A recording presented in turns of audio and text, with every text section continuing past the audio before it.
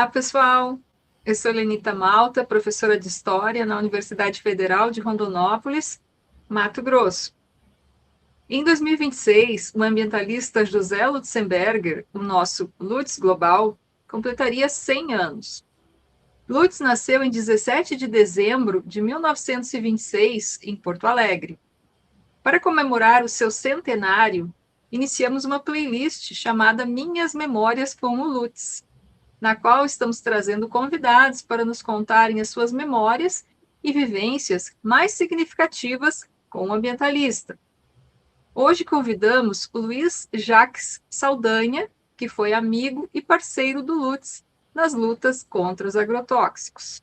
Luiz Jacques Saldanha é engenheiro agrônomo e bacharel em Ciências Jurídicas e Sociais pela Universidade Federal do Rio Grande do Sul, a URGS. Educador e ambientalista, é o criador e mantenedor do site Nosso Futuro Roubado. Atualmente, ele reside em Florianópolis, Santa Catarina. Agradeço muito a sua presença aqui no canal, Jacques. Olha, eu é que agradeço, principalmente tu estás me dando a honra de poder me conectar com o nosso amado e honorável Lutz, né? Para mim, ele foi uma pessoa importantíssima, então estar aqui é uma maneira de eu fazer esse preito a ele. Que bacana, Jacques. A quem estiver assistindo, eu deixo o convite para se inscrever no nosso canal.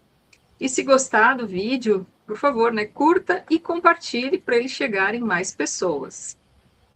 Então, Jacques, para começar, você pode nos contar como foi que ouviu falar do Lutz? Né? Como que foi o primeiro contato que você teve com ele, o primeiro encontro? Pois olha, eu tive assim, ele mudou a minha vida, o Lutz, né? A minha e de muitas pessoas, né? Impressionante. Ele foi assim realmente quando ele chegou no final dos anos 60, ele desvelou de muitas pessoas no Rio Grande do Sul aquilo que estava adormecido na gente, né? No meu caso, eu estava estudando direito e eu conheci o Lutz através do jornal da Zero Hora. Naquela época existiam 2 jornais fortes, né? Como até hoje, mas naquela época era muito intensa a presença do Correio do Povo, da família Calda Júnior, e a Zero Hora, que era originário da Última Hora, do Samuel Weiner do Rio. A Última Hora, então, era um jornal que estava procurando espaço, sob certo aspecto, porque o Correio do Povo era o jornal assim muito forte, né? Era muito ligado, inclusive, à questão visual, a questão não visual, mas a questão ideológica do Rio Grande do Sul, aquela toda ligada à pecuária, aquela agricultura dos arrozeiros, etc. E a Zero Hora começou a entrevistar o Lutzenberger. E, de repente, a Zero Hora viu que o Lutz vendia jornal. E aí o Lutz começou a ficar uma pessoa conhecida, porque antes ele estava muito na questão até da borregorda, estava a questão de alguns assuntos assim, que não tinha uma repercussão, vamos supor, muito pública, não tinha publicidade tão ampla, né? E aí, com a Zero Hora, ele começou a trazer coisas muito interessantes. Por exemplo, ele começou ali perto da casa dele, a rua, acho que era Vieira de Castro, se não me engano o nome da rua, ele começou a mostrar o absurdo das podas. E o que a poda acontecia para a árvore, e como é que a árvore reagia. Então, o que aconteceu? Quando eu comecei a ler o Lutzenberger, eu estava no direito, eu sou de origem assim, de uma família conservadora, de latifundiários lá do interior do Rio Grande do Sul, então eu estaria muito mais ligado, vamos supor, a uma visão mais conservadora mesmo, né? Do que uma visão assim mais avançada.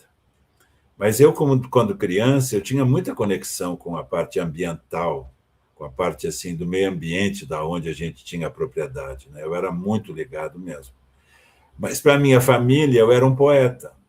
Eu não era uma pessoa que poderia viver do campo.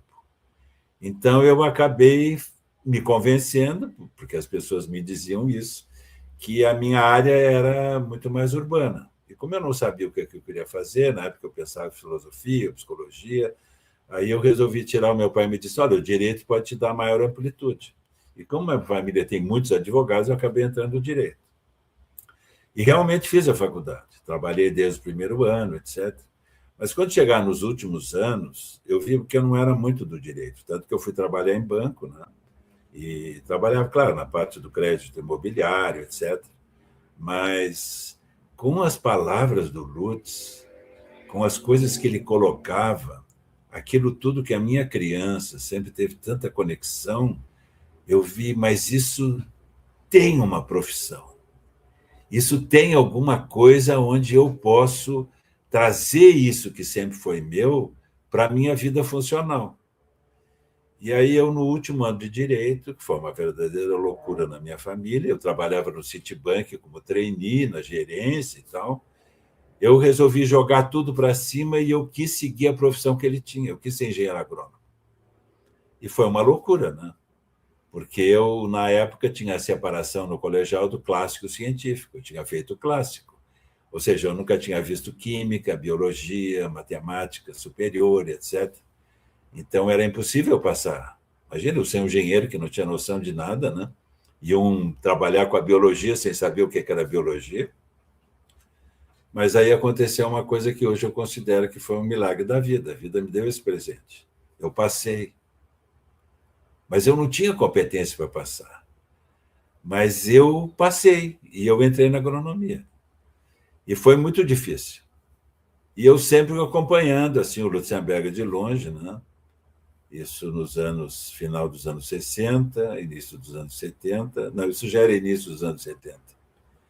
E por coincidência, no último ano da agronomia, eu pude trabalhar na prefeitura em Porto Alegre, na antiga Epatur, que era ligada ao turismo de Porto Alegre, e o Lutzenberger estava dando uma assessoria para a prefeitura num parque no sul da cidade, na região do Lamy, como a gente chama.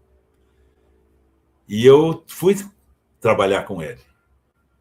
E aí eu vi assim que fechava um ciclo. Então, pela primeira vez, eu me aproximei pessoalmente dele. Você lembra o ano? Isso era 1970, eu acho que 77, por aí, 78. Né? Não, 76. 71. Oi? Desculpe. A Gapan foi fundada em 71, né? Então, sim, mas eu nunca entrei na Gapan, nunca fui associado à Gapan. Interessante isso. Interessante mesmo. Nunca fui associado, porque, na verdade, claro, eu estava muito envolvido com a faculdade, né? E a minha ligação com ele tinha muito esse aspecto, assim, eu até posso dizer, um pouco poético, né? E aí o que aconteceu? Eu fui trabalhar com ele, e aí nas falas com ele, eu fui, então, aquilo que eu lia no jornal, então agora eu ouvia da pessoa. Né? E eu, por uma questão que hoje eu entendo na minha vida, por coisas que eu fiz na minha jornada de vida, eu escolhi o Lutzenberger como meu pai arquetípico, sabe? Assim, era o pai que eu queria que eu tivesse, né? Eu tinha muita admiração, como tenho até hoje, assim, muita amorosidade mesmo, por toda a figura dele. Então, o Lutzenberger chegou em Porto Alegre e ele desvelou para muita gente, e muita gente, então, não só da Gapan, mas pessoas que, mesmo que não fossem da Gapan, também tinham assim, descoberto em si uma outra maneira de ver, porque o Lutz é que trouxe essa percepção do que era chamada ecologia. Né? Porque o Lutz, originariamente, talvez também não fosse. Quando ele foi para os Estados Unidos fazer o pós-mestrado dele, em edafologia de solos, né? Ele, inclusive, ele estava muito ligado também, não à modernização da agricultura, mas a uma nova agricultura. Tanto que ele trabalhava muito com adubo, né? Sim, chegou a trabalhar na BASF, né? Depois ele foi para a BASF. Antes ele trabalhou no Rio Grande do Sul, numa empresa que eu acho que era de origem francesa, que se chamava CRA, que era a Companhia Rio Grandense de Adubo.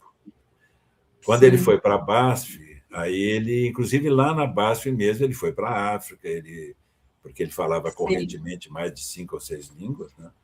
Então, ele, na verdade, eu acho que não tinha toda a conexão com o agrotóxico. E, para mim, tem um momento histórico que eu trago, assim, que foi um momento da vida dele, pelo que eu ouvi, que houve um acidente no Rio Reno, quando ele estava na BASF, que caíram tonéis de um produto, de um agrotóxico chamado endosulfan, e da região da BASF, que é no sul, a BASF é BASF quer dizer Badische Aniline Sodium Fábrica, da região do estado de Baden-Württemberg, que é o estado sudoeste da Argentina.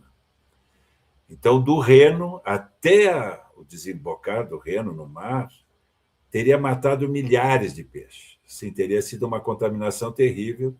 E aí consta que o Lutz teria ido falar com os executivos e os executivos disseram para ele: não, isso aí o seguro vai pagar. E isso foi uma coisa que entrou assim dentro dele e ele viu que, na verdade, então as indústrias não tinham o mesmo nível de responsabilidade que ele achava que deveriam ter. Talvez Sim. daí ter sido um dos motivos. Mas então, Jacques, assim, você tem alguma memória especial que você guarda alguma vivência especial com o Lutz? Bom, depois, como eu te disse, trabalhei com ele na prefeitura, e ali ele me falou de uma propriedade que tinha em São Paulo, de uns jovens que tinham vindo da Europa, que se chamava Estância Deméter, e que ele recém tinha feito uma viagem pela Alemanha com o pessoal ligado à biodinâmica, à antroposofia. E ele voltou e até me fez umas avaliações sobre o que ele achava desse método de agricultura, né? E eu percebi que ele colocou que era uma agricultura interessante, importante, mas era uma agricultura muito difícil porque a pessoa teria que estar conectada com a antroposofia. E aí eu pedi para ele o endereço, conexão. E aí eu fui, inclusive, para lá. Mas fui, passei um ano, isso já em 99, voltei depois para Porto Alegre, e o Lutzenberger, primeiro o Sebastião, com aquele trabalho que é conhecido de todo mundo, com a questão do tomate na Ceasa, né, dos mercuriais, a Sociedade de Agronomia, que já tinha, desde 98, a questão do receituário agronômico, né? Então, a Sociedade de Agronomia abriu espaço para que o Lutz e o Sebastião pudessem, então, junto com outros agrônomos, criar alguma coisa que pudesse ser efetivo para esse controle, não só o controle através do receituário agronômico, mas também o controle desses venenos, inclusive, que eram totalmente proibidos, né? E aí eu tive o grande privilégio, aí comecei a conviver com ele, né, profundo assim, pessoalmente.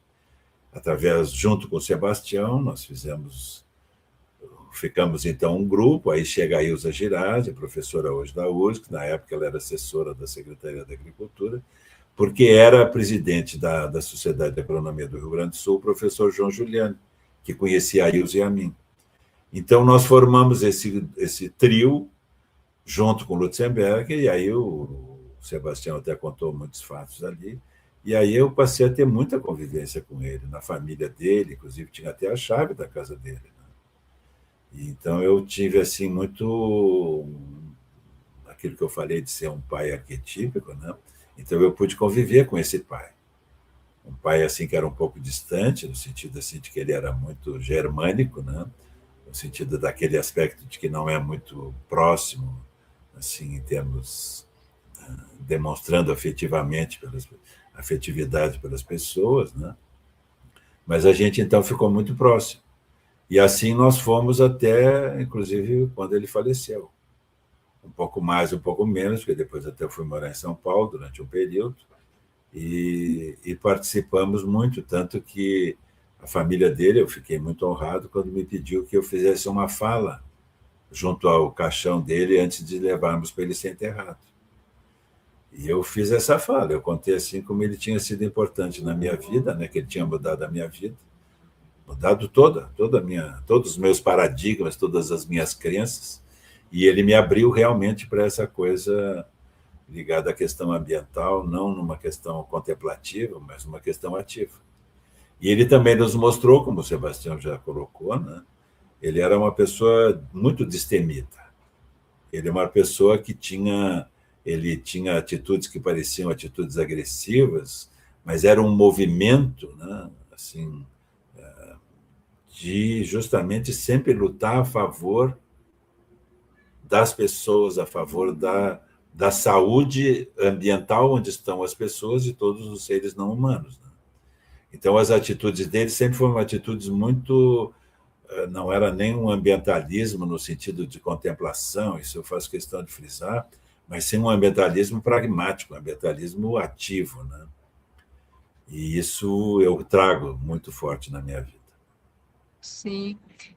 Você participou ali junto com o Sebastião no preparo do Lutz para dar aquele depoimento lá no Ministério da Agricultura, né? Foi em 1980 ali, você Isso. lembra desse? Seria até um pouco ousado eu dizer eu junto com e teria te participado com eles, né? Eu estava com eles, porque eram os dois realmente.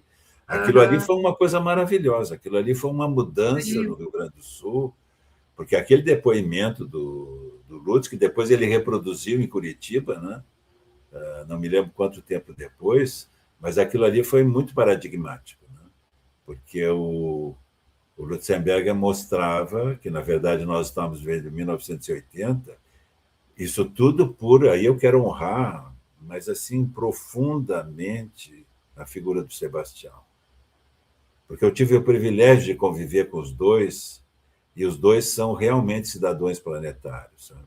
Pessoas extremamente sérias, extremamente honestas, e sempre colocaram o seu saber a serviço da sociedade, a serviço do mundo, vou dizer mais ainda. Né? E, então, o Sebastião foi, na verdade, que deu todos os subsídios. Ele é que sustentou toda aquela coisa para o Lutzenberger, porque ele tinha aquele conhecimento. Né? O Lutzenberger não tinha a profundidade da informação, até o Sebastião ainda fala que ele tinha o conhecimento administrativo, né, da burocracia oficial, e ele trouxe, então, todos esses subsídios. E eu tive o privilégio de aprender com os dois. Né? Eu não fiz nada, eu só aprendi com eles. Né? Realmente, assim, foi uma coisa maravilhosa na minha vida. E aquilo ali foi uma coisa impressionante, porque aquilo ali teve uma repercussão global, desculpa, nacional, tanto que a lei dos agrotóxicos que a gente fez no Rio Grande do Sul, claro, eu não posso entrar aqui nos detalhes, porque nós estamos falando do Lutz, ela foi tão forte que ela, inclusive, foi copiada por, no mínimo, 14 estados brasileiros. Por isso que depois, quando o Tancredo foi eleito indiretamente para ser presidente da República, a primeira coisa que ele disse é que ele ia fazer uma comissão de agrotóxicos para fazer uma lei federal sobre esse tema. E isso, infelizmente, o Rio Grande do Sul nunca honrou, sabe? A figura do Sebastião e do Lutz, por eles terem feito esse processo brasileiro, porque foram eles que trouxeram uma situação de 1934, que era um decreto do Getúlio, para 1980. Naquela época de 34 não existia o DDT, por exemplo. Então, nós estávamos, quando o Lutz fez aquele depoimento, nós estávamos vivendo um tempo como se todos os agrotóxicos que já apareciam, que eram basicamente os fosforados, os carbamatos, os organoclorados, etc., não, naquela época não existiam, tanto que a lei fala em produtos fitossanitários, porque quem criou a palavra defensiva agrícola foram as indústrias químicas. Elas que quiseram dar um tom assim de defesa, entende, da agricultura, e não de agressão à agricultura. E o Sebastião, que sempre é luminário, ele é genial mesmo, né? Ele, então, trouxe a expressão que o professor Pascoal criou no livro dele, de agrotóxico. E aí, por isso que eu estou dizendo, uma coisa muito forte que aconteceu com aquele momento lá no Rio Grande do Sul, e depois, em 89, nós voltamos a. E aí trabalhamos juntos na questão da lei lá em Brasília. Foi também um outro momento impressionante. Então, o Lutz sempre esteve assim como se fosse o nosso protetor, entende? Assim, quer dizer, o Lutz era quase como se fosse a nossa biblioteca e a pessoa que pudéssemos, então, ver se o que nós estaríamos pensando era realmente condizente com essa visão de mundo que ele nos trouxe quando ele veio para o Brasil de volta. Uhum. Então, de certa forma, você participou daquele contexto ali, né? Porque Sem a dúvida. lei estadual, né, que foi do Rio Grande do Sul, foi a primeira do Brasil, que foi ali aprovada em 1982, depois teve Isso. os outros estados, e o processo culminou, então, em 89, com a Lei Federal dos Agrotóxicos, que aí realmente foi uma briga, inclusive, né, até para colocar esse termo, né, porque, como você bem falou, essa questão aí até hoje a gente tem nessa essa disputa, né, entre o defensivo, defensivo agrícola, que supostamente estaria defendendo, né, os Isso. cultivos das pragas, né, oh, que horror, as pragas, os insos, né, sempre visto, né, como os inimigos da agricultura e tal. E claro que o pessoal que entende a mais fundo a problemática, que defende uma agricultura sem veneno, vai falar em agrotóxico, porque é um produto tóxico, né? Mas você ali participou, então, dessa lei, do contexto da lei federal, não sei se você quer falar um pouquinho. Essa lei foi muito interessante, mas eu quero resgatar primeiro uma coisa da genialidade do Sebastião, Uhum, porque em São Paulo, porque todas essas, é importante salientar um pouco isso, que a questão dos agrotóxicos, dos defensivos agrícolas, ou dos produtos fitossanitários, em 1930 e poucos, não tinha nenhuma relação com a saúde, e nem se falava em questão ambiental, porque a questão ambiental surgiu em 1972 com Estocolmo. Né? Então, o que aconteceu? Os produtos eram só vistos pelo Ministério da Agricultura, porque era uma ação, era uma coisa que só interessava a agricultura. É lógico que a saúde entrava na década de 30 e 40, quando talvez existisse uma contaminação grave, alguma coisa aguda, então aí entrava a saúde. Mas a saúde não tinha nenhuma conexão, porque não se falava em questão de ser acumulativo, de ser o produto ser perigoso para os peixes, isso e aquilo. Por quê? Porque nessa época, na década de 30, os produtos todos eram naturais. Era um veneno, sim, e todo mundo sabia que era veneno. Todo mundo sabia que era veneno. Então, eram produtos naturais, e, logicamente, quando ele estava na natureza, ele podia ter efeitos imediatos, mas ele era absorvido, porque naquela época não existiam as moléculas sintéticas, as moléculas artificiais que surgiram depois do DDT. Isso é fundamental. Então, o que acontecia? Não existia uma classificação toxicológica para os produtos no Brasil. Quem definia se o produto era perigoso ou não era a indústria e o Ministério da Agricultura, que era um setorzinho bem pequenininho lá, perdido no Ministério da Agricultura. Tudo isso o Sebastião desvelou para o Lutz. Por isso que o Lutz pôde falar em máfia, né? Porque eram realmente um setorzinho com meia dúzia de pessoas e totalmente comprometidas com a indústria química.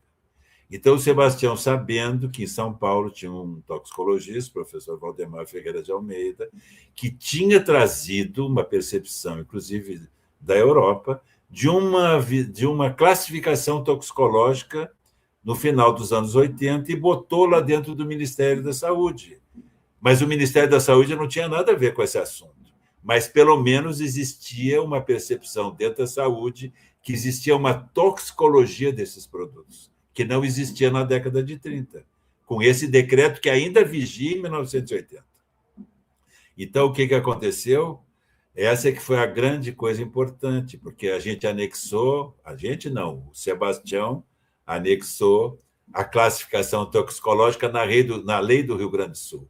E isso, logicamente, que causou um trauma nacional, por quê? Porque os produtos, se fossem entrar no Rio Grande do Sul, eles primeiro teriam que ser classificados toxicologicamente. Imagina o que seria, em termos brasileiros, um estado como o nosso, um produto que viria de São Paulo, que a maioria era feita em São Paulo, parar na divisa do Rio Grande do Sul, ali ter uma classificação toxicológica e entrar de forma totalmente diferente. A indústria não aceitou isso. Por isso que ela exigiu, inclusive, que houvesse uma ação de inconstitucionalidade da lei do Rio Grande do Sul, que não vamos entrar nisso, porque nós vamos fazer um outro programa, né? Mas quando chegou em Brasília, quando então o Tancredo morrendo, o Sarney imediatamente continuou com esse compromisso. E aí ele chamou uma comissão, e dentro dessa comissão estava o maravilhoso Prócer, que até me emociona pensar nele, lembrá-lo, inclusive, que era o professor Flávio Levigoy. Pessoa também assim maravilhosa, que também provavelmente recebeu esse despertar através do que o Lutz foi colocando nos anos 70. Né?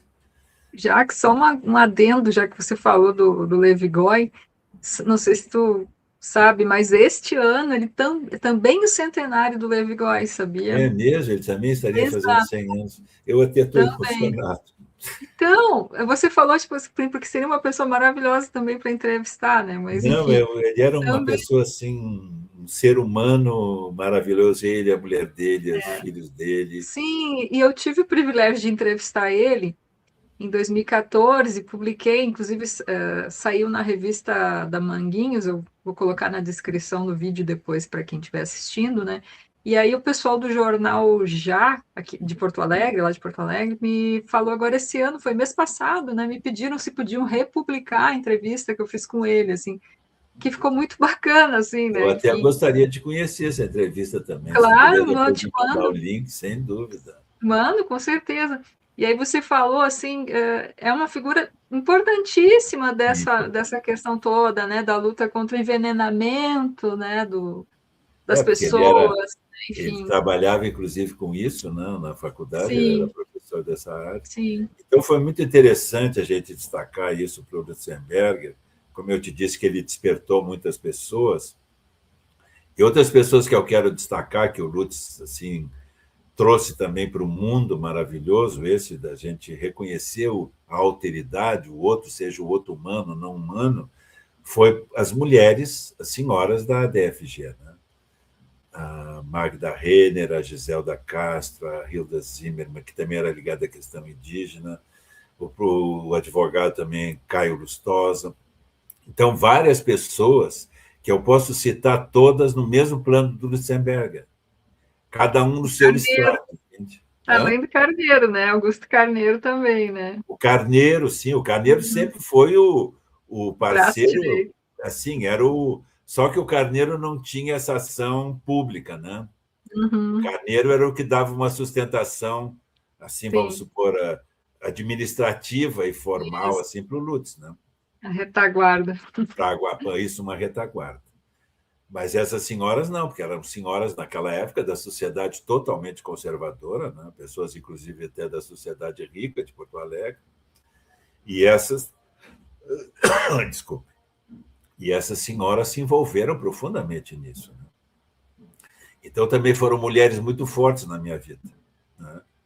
Então, eu tive assim, esse privilégio de ter esse momento da minha vida, homens e mulheres muito fortes no Rio Grande do Sul.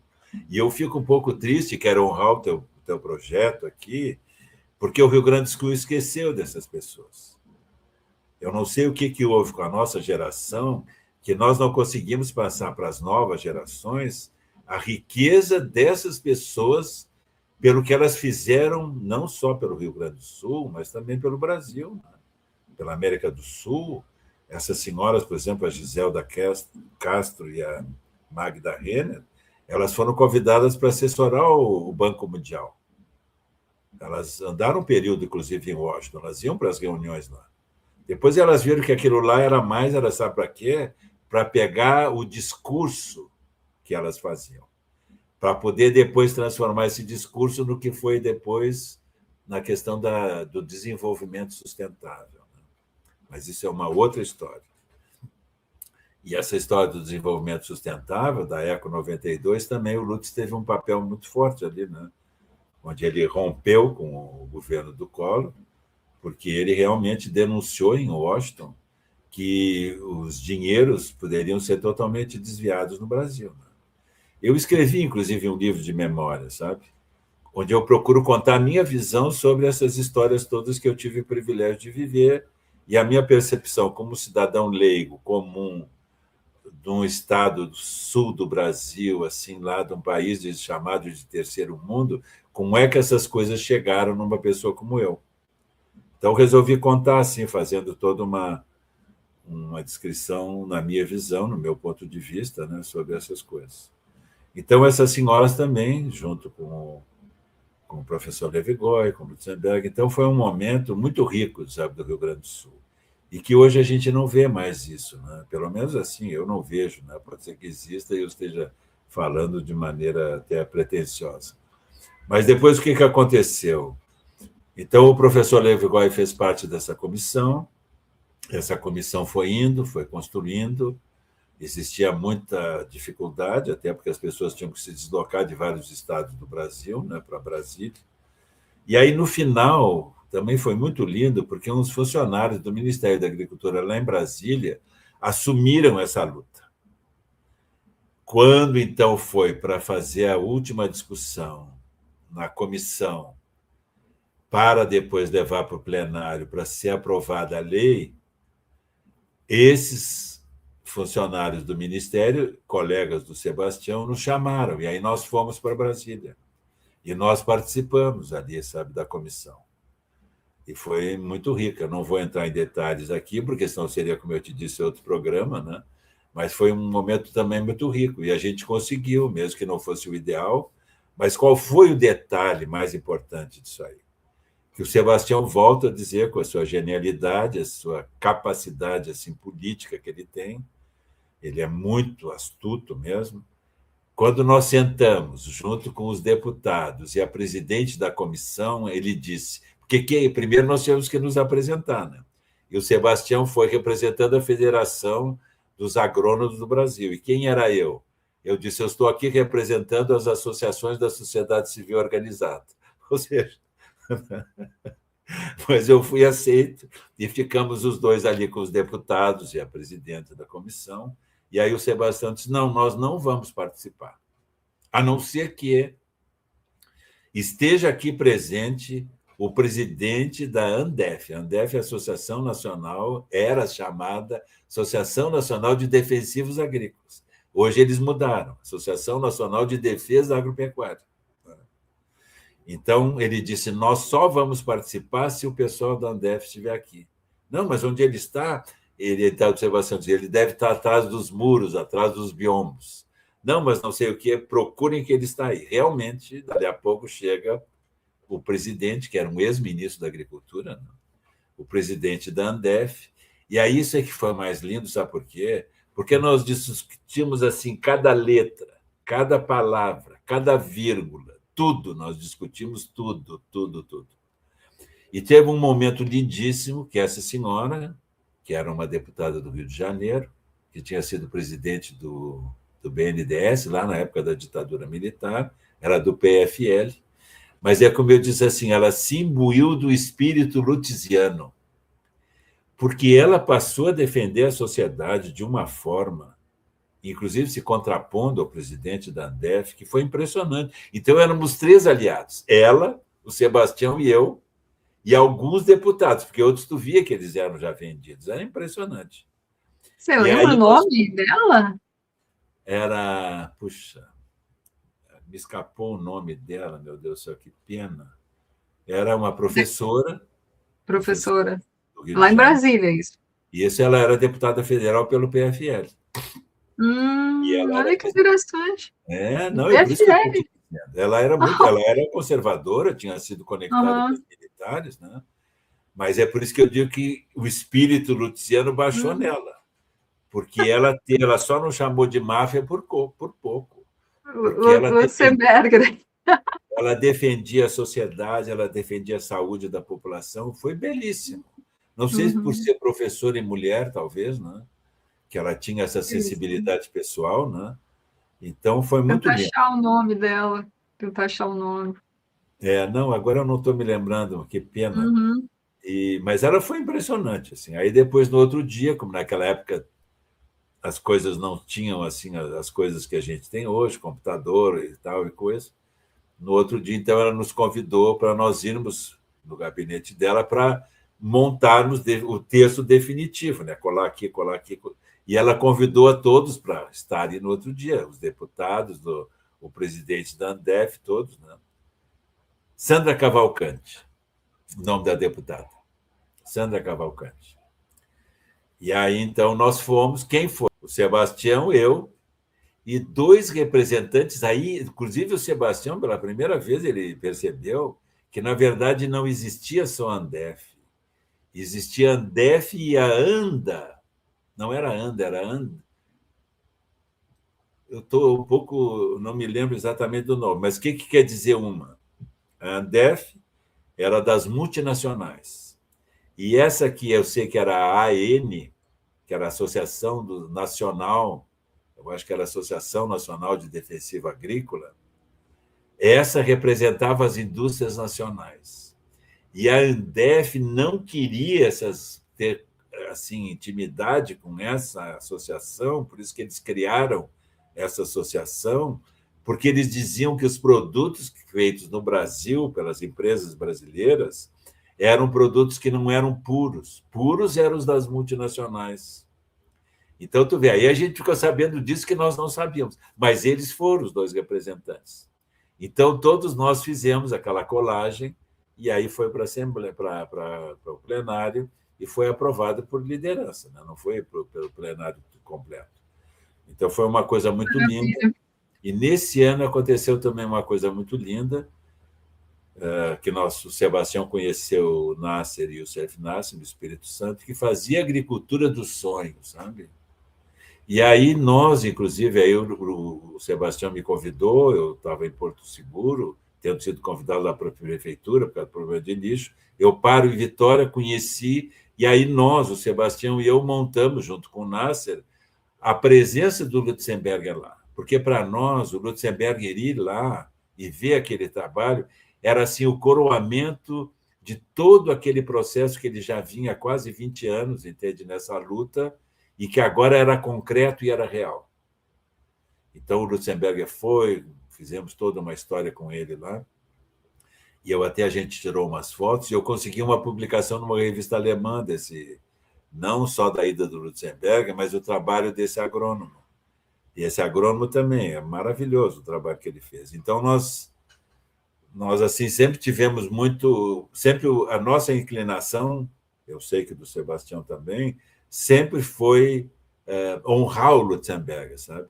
E devolver, pela honra que a gente procurava fazer o Lutzenberger, com aquilo que a gente tinha acesso no concreto, no real. Coisa muito forte que aconteceu também, que aí nós voltamos no final do dia para Porto Alegre. O Sebastião e eu voltamos, e nós fomos convidados pelo Geraldo Canali, que ele tinha um programa noturno daqueles jornais no final da noite.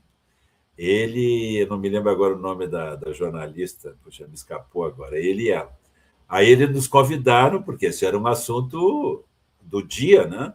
Ter sido aprovado. Aí nós fomos lá, e foi muito interessante, porque nós conversando com os dois, para falarmos um pouco antes da entrevista, e aí eles, espera um pouquinho, pare um pouquinho que eu já volto.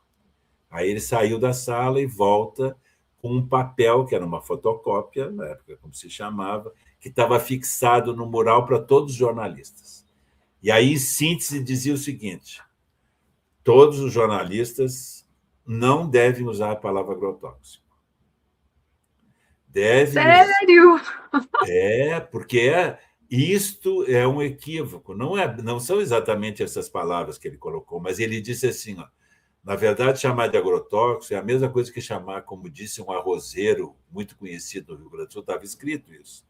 Um arrozeiro famoso, sei lá como é que ele disse, mas era um arrozeiro, que é a gente chamar os medicamentos de humanotóxico. Que absurdo falar isso. Então, ele dizia mais, o jornalista só deve dizer essa palavra, primeiro, só deve usar essa palavra se o entrevistado usar. Se não usar essa palavra, não deve usar. Isso era o diretor, como é que a gente chama? O editor-geral, não sei se da televisão, do jornal, sei lá o que é. Então, era da Globo, né? Ele era da Globo. Era da Gaúcha. Como é que chamava? RBS, né? Geraldo Então, só para Canali. tu ver assim como era uma... Então, para mim, hoje, como tu falasse há pouco, quem fala agrotóxico é uma pessoa que está envolvida com a questão do veneno. Quem fala pesticida não sabe o que está dizendo, porque está simplesmente usando uma palavra que se usava nos Estados Unidos e na Europa. Sim. E quem está usando defensivo agrícola, essa pessoa é comprometida com o sistema. Exatamente. É como se tu pudesse fazer assim uma separação, sabe? Dos 3 tipos. E depois Fantástico. O Nasser, eu quero só destacar, por isso que a gente quis levar o Nasser lá, o Lutz lá no Nasser, lá no Espírito Santo, porque o Nasser destruiu tudo isso. Destruiu o agrotóxico, destruiu a praga, destruiu tudo, herbicida, tudo por quê? Porque ele planta no meio da vegetação nativa. E aí tem até um Globo Rural, dois Globos Rurais, falando sobre o trabalho do Nasser, que foram lá entrevistar. Inclusive, até mostra que a produção dele era a maior de todos os produtos hortícolas, fora o tomate, em relação a São Paulo, que era o maior produtor, que tinha a maior produtividade no Brasil. Ele tinha. Então, por isso que para nós era importante o Lutz ir lá, porque era a prática, tu entende? Tudo aquilo que ele vinha dizendo e que muita gente dizia, como dizem até hoje, que isso tudo é teórico, que isso tudo é poético, que isso não pode na realidade. E aí, depois, em 89, a gente teve a maravilha para criar a Feira dos Agricultores Ecologistas em Porto Alegre, Sim, que primeira do foi outro, Brasil. Sim.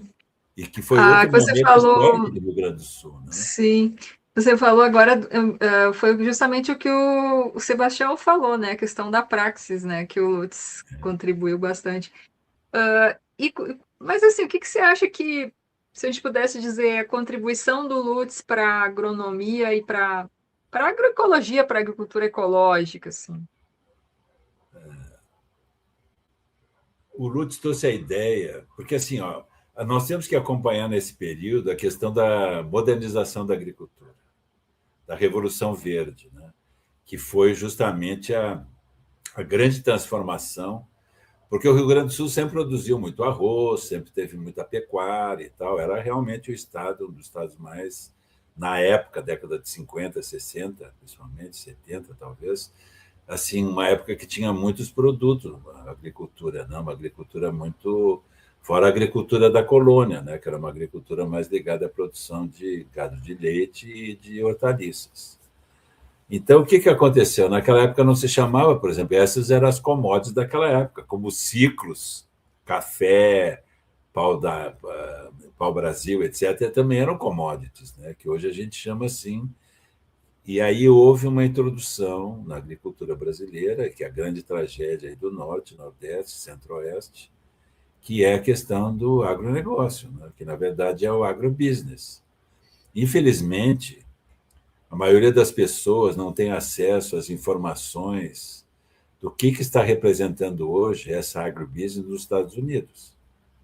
É impressionante, assim, a região da Iowa, desculpe, e Montana, isso e aquilo, os estados americanos, que eram os grandes produtores, a questão do envenenamento das pessoas, o envenenamento da água, o envenenamento do ambiente.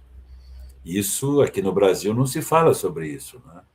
E realmente é impressionante. Hoje existe uma população extremamente doente nos Estados Unidos, e doente por esse aspecto, né? Mesmo a questão, por exemplo, de animais confinados, o problema também hoje dos agrotóxicos com os perfluorados, que é uma coisa que o Lutzenberg não chegou a acessar isso profundamente, né? Porque isso apareceu mais no meio dos anos 90, né? Ele já estava mais retirado, ele já estava assim mais naquelas ações, inclusive da sua empresa lá. Ele já não estava mais assim tão militante, vamos supor, no mundo externo. Eu acho que depois da experiência dele com o Collor, eu acho que ele se recolheu, acho que ele ficou um pouco assim magoado, né? O Sebastião trouxe um pouco a história, como é que, por que o Lutzenberg foi ser secretário do meio ambiente do Collor, né? Na verdade, por que o Lutzenberg foi tão importante na agricultura? Por isso que, como eu te disse, levamos lá no Espírito Santo. Porque o Lutzenberg trouxe uma outra visão, como eu estava te dizendo, com relação à modernização da agricultura e à Revolução Verde. Porque a Revolução Verde foi ela que viabilizou o uso de agrotóxicos em todo o mundo. Porque realmente eles desenvolveram de forma do desenvolvimento não da transgenia, mas desenvolvimento genético, algumas plantas, por exemplo, como o trigo, que realmente assim tinha maior volume de produção. Não sei em termos de produtividade, porque eu estaria falando de um assunto do qual eu não domino, mas volume de produção, sim. Mas para isso precisava ser com máquina, com agrotóxico, com adubo solúvel. Então, era uma agricultura onde o agricultor, que sempre foi independente, ele sempre foi livre, o agricultor. Ele sempre foi livre na sua ação, na sua atitude em relação ao que ele fazia. Eu sempre digo, os agricultores da Feira Ecologista, eles estenderam a banca deles como se fosse a mesa da cozinha, aonde eles convidavam e convidam os consumidores para sentar à mesa da família deles. Porque o que eles colocam na banca é o que eles colocam na mesa da cozinha deles. Porque tem uma história muito forte, e eu ouvi isso, onde o agricultor dizia, não, não, isso aí não é para comer, isso é para vender. Então, existia esse aspecto, e o agricultor sabia, quando ele entrou nesse aspecto, como eu estava te dizendo, do agribusiness, aonde assim nós estamos produzindo é mercadoria. Já chamamos aqui o Davi Yanomami, né? Quando ele chama o povo da mercadoria, é verdade. Então, eles não estão produzindo alimento, eles estão produzindo um negócio. Por isso que eu não gosto da palavra agroecologia, nem agronegócio, porque as duas tiram a coisa mais importante da agricultura, que é a expressão cultura. A agricultura é cultura no campo. E agronegócio é o negócio no campo, não é a cultura. Então, se tirou a cultura do agricultor. Hoje, o agricultor é totalmente dependente da indústria. Tanto que aí, no Centro-Oeste, tu vê entrevistas, por exemplo, de pessoas que plantam soja, que eles dizem essa é uma agricultura horizontal. Então, no momento em que eles dizem agricultura, eles tiraram o aspecto vivo da vida, tiraram toda a biologia da vida da produção de alimentos. Porque agora é o seguinte, para fazer um negócio no campo, eu tenho que fazer de forma que viabilize o meu negócio, mas não o alimento. E para isso tudo é permitido. Quando Em eles falam Goiás mesmo. agronegócio, né? Quando eles falam agronegócio, no E a caso. agroecologia também eu não gosto, porque tira a expressão cultura. Uhum. E aí parece assim que é um contraponto. O agronegócio de um lado e a agroecologia do outro. Quando, na verdade, existe a agricultura. Uma agricultura envenenada ou uma agricultura viva. E por que ela poderia ser? Por que nós chamamos de agricultura ecológica? É só para reforçar na palavra ecologia, que quer dizer, traduzindo, é o conhecimento da casa. Ou seja, um ambiente no Centro-Oeste é totalmente diferente do ambiente do Rio Grande do Sul. Se eu quiser reproduzir Santa Catarina, o que se faz na Amazônia, eu vou estar desrespeitando a casa onde eu estou. Então, eu não tenho conhecimento da casa. Então, com essas técnicas todas modernas, não existe solo, não existe vida, não existe nada. Existe uma coisa artificial que eu coloco em cima de um solo que passou a ser só um substrato, para ali poder. É a mesma coisa que a hidroponia, né? A hidroponia, a planta está no CTI, porque ela está recebendo um soro, ela não tem contato com a terra. Então, Você acha que o Lutz contribuiu para essa romper com tudo visão? isso. Pelo menos Pra... para mim, pessoalmente, ele me trouxe uma visão de que é a agricultura, é a cultura no campo para produzir alimentos aonde eu sei aonde eu estou. Uhum. Então, eu tenho que primeiro ver aonde eu estou para ver o que eu vou fazer. Eu não Faz posso todo querer, sentido. eu não posso querer botar ali uma coisa que é, por exemplo, quando o Nasser fez essa proposta que é maravilhosa dele, quem é a invasora? A invasora é a alface, a cenoura, a couve, isso não é daqui. Esta é a invasora, não é a que é daqui que é a invasora. Tu entende a inversão? Então, o Lutzenberger me trouxe essa percepção de que a primeira coisa que tu tem que... E depois veio o trabalho maravilhoso, que eu acho que o Lutz não conheceu, que é o trabalho do Knoop, né? Onde ele criou a ideia das PANCs, plancas alimentícias não convencionais. Ou seja, ele mostrou, pelo doutorado dele, que ele fez, fez lá no Rio Grande do Sul, aonde das 600 plantas que ele escolheu, que ele pegou 100, todas eram mais nutritivas que todas as plantas que hoje eu chamo de invasoras, a cenoura, a alface, etc. Então, é como eu digo, acabou com a fome no mundo. Basta eu abrir o tampão da minha favela e tirar no barranco aquilo ali é alimento. E isso tudo o Lutz me trouxe. E ele não trouxe só para mim. Mesmo que o Knoop talvez nunca tenha convivido com o Lutzenberger ou tenha estado com ele, a orientadora dele, que é a professora Ingrid Barros, que é lá do Rio Grande do Sul, que até foi minha colega na universidade, ela tinha essa percepção. Então, ele acabou trazendo, assim como hoje os povos originários estão trazendo uma outra percepção, como é que é a nossa relação com a vida, o Lutz trouxe, por isso que eu te digo, ele desvelou em todos nós uma coisa que estava assim, ó, soterrada, estava bloqueada por uma visão de mundo que, na verdade, não era nossa. Nós não somos europeus, somos daqui. E se eu não tiver uma conexão aqui, eu sou um exilado emocional e um desajustado cultural. O Lutz não disse isso, mas ele me trouxe essa percepção. Sim. De um lado, e o outro, o Sebastião, me trouxe a percepção sobre toda essa questão desse mundo e dessa inteligência dele, sabe? Essa capacidade que ele tem de poder perceber aonde estão as coisas que, se tu destampar, vai abrir não uma caixa de Pandora, mas vai abrir um universo maravilhoso. Né? Maravilha. Agora você falou da tese do Knupp, das punks, né? Eu fui conferir aqui, é 2007, né, que ele defendeu. Então, ali o Lutz faleceu em 2002, né? Então, não deu tempo dele, né, enfim, ter essa interação, eu acho, assim, né? Porque depois disso que realmente o conceito hoje já está mais consolidado, as pessoas falam em punks, né? Mas, assim, eu acho que pegar senso comum, as pessoas mais, né, comuns, eu acho que talvez não sei se sabem, se ouviram não. esse termo, né?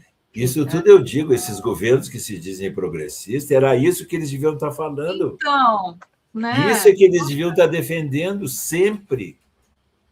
Exato, concordo plenamente, né? Porque E aí aí acabam. tu destrói toda essa visão, entende, burocrática, global, Sim. dominada totalmente pelo poder econômico, pelas transnacionais. Eu também lastimo, quando nós procuramos fazer a tradução do livro, esse que em inglês chama Our Stolen Future, que é o nosso futuro roubado, que é uma outra pessoa maravilhosa, que já faleceu em 2014, que é a doutora Tel Colbert, ela é que descobriu, eu não sei o quanto tu tem domínio sobre isso, sobre a questão dos disruptores endócrinos, que são as substâncias, e para mim foi um passo que eu dei assim acima da questão dos agrotóxicos. Porque a gente também, aí é a minha visão pessoal, nunca o Lutz falou, nem o Sebastião, mas é uma percepção minha. Porque com o livro para Silent Spring, da Rachel Carson, o que aconteceu? Parecia que o problema realmente eram os venenos, os agrotóxicos. E com isso a indústria, agora já é a minha percepção, a indústria usou, para não identificar que era o produto, ela usou o quê? Que o agricultor é que usava indiscriminadamente ou inadequadamente. Então, não era o produto o problema. O problema era o agricultor. Como é que tu vai identificar qual é o agricultor que usou inadequadamente? Qual foi o que usou indiscriminadamente? Com isso, então, ela tirou toda a carga em cima da substância. E mais, como o problema era o agricultor, o consumidor não tinha nenhuma responsabilidade global. O consumidor era a vítima da poluição que a indústria produzia diretamente e do alimento que o agricultor envenenava. Então, o consumidor se sentia vítima tanto da poluição da indústria como do alimento envenenado. Mas ele não se deu conta que quem dissemina hoje a poluição é ele, ao consumir produtos, por exemplo, dos plásticos. E isso, quando se descobriu os produtos, que aí os agrotóxicos estão dentro também, porque os agrotóxicos também são disruptores endócrinos. Eu senti que essa mulher trouxe um avanço, que infelizmente o Lutz não deu esse passo, porque não teve condições, porque não estava mais vivo, mas eu ainda consegui pedir dele o prefácio da tradução para o Brasil do livro. Verdade, verdade. Se quiser comentar o prefácio dele. E aí, o que eu estou dizendo isso? Que o prefácio dele ainda está muito contaminado pelos agrotóxicos.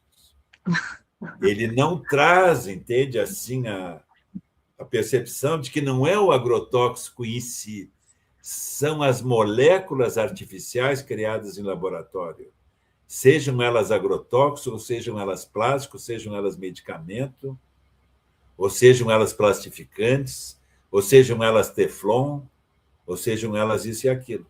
E isso, por isso que eu fiz esse site em homenagem ao Lutz, sabe por quê?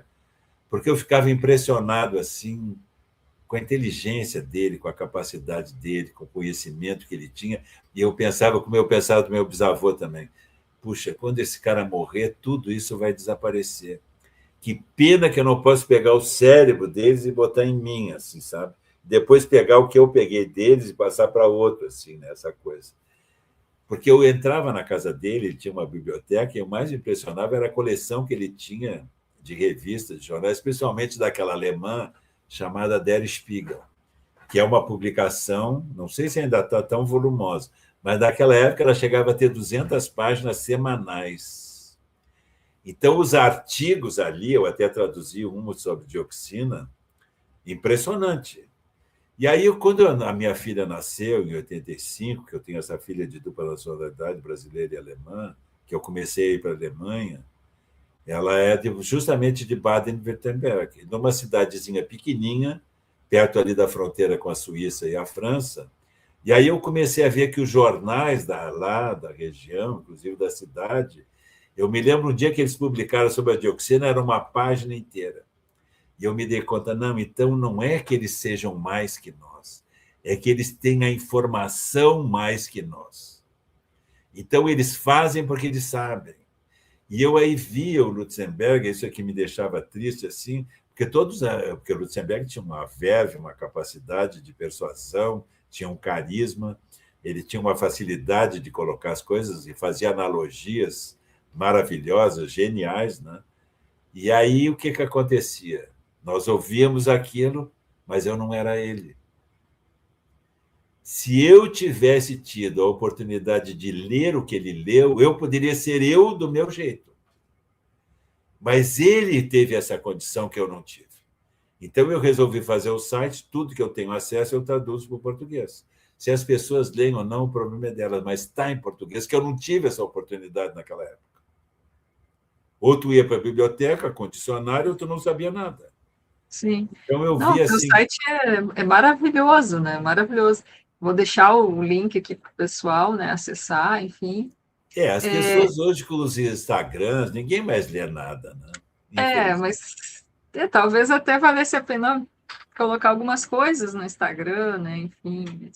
Tu é meio Mas sempre é sozinho muito... também, né, para fazer as coisas aí.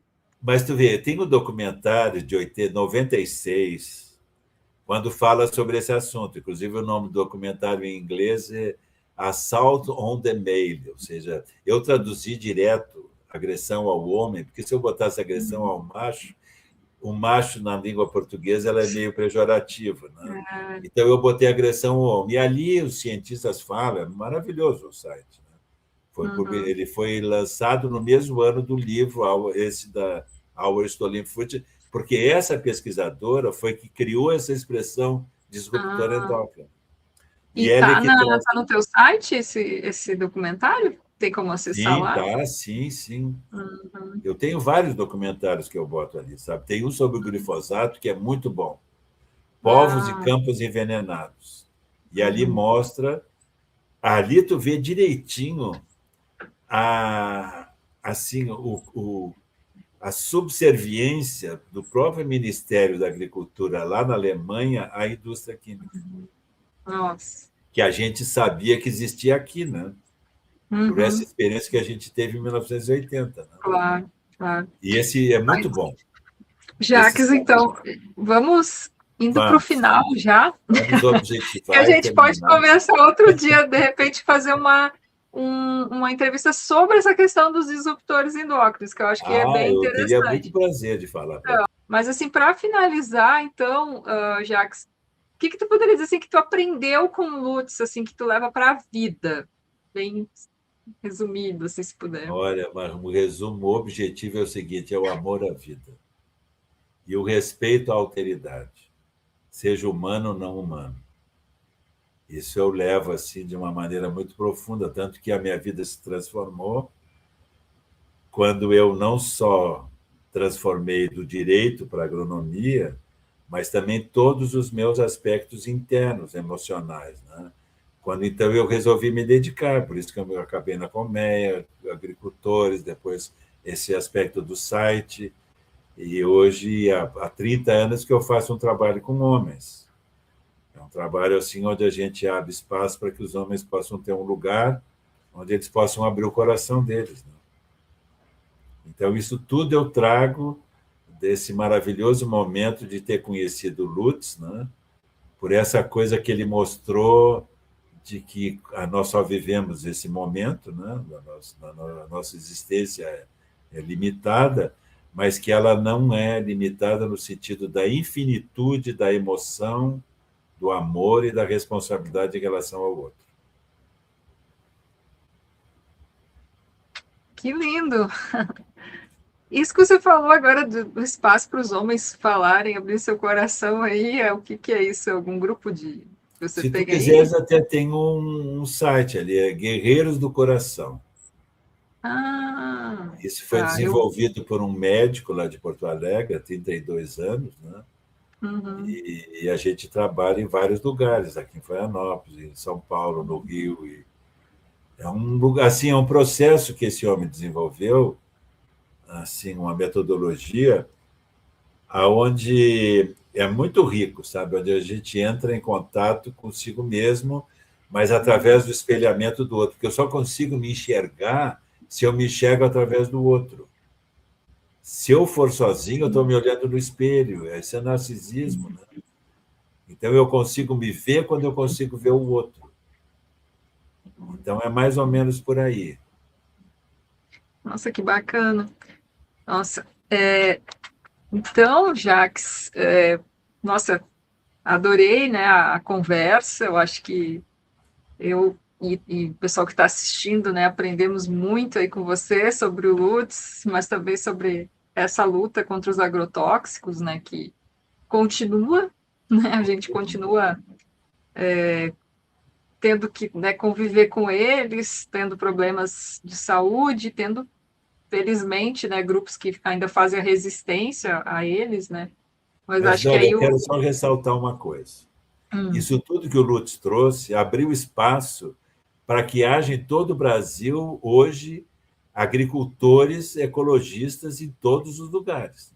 Então, sim, todas as pessoas hoje podem e deveriam apoiar esses processos, não só para a sua saúde pessoal, mas também sim, com isso honrar essas pessoas que, como Lutzenberger, foram contra essa violência contra a vida, porque eles estão, mesmo com essa dificuldade, inclusive de mercado, lutando a favor da vida das pessoas que eles nem conhecem. sim. É isso que você colocou, eu achei muito importante, né, de não concordar com o termo agroecologia, né, enfim, e preferir agricultura ecológica porque para não perder a cultura, né, eu A achei cultura do muito, Brasil.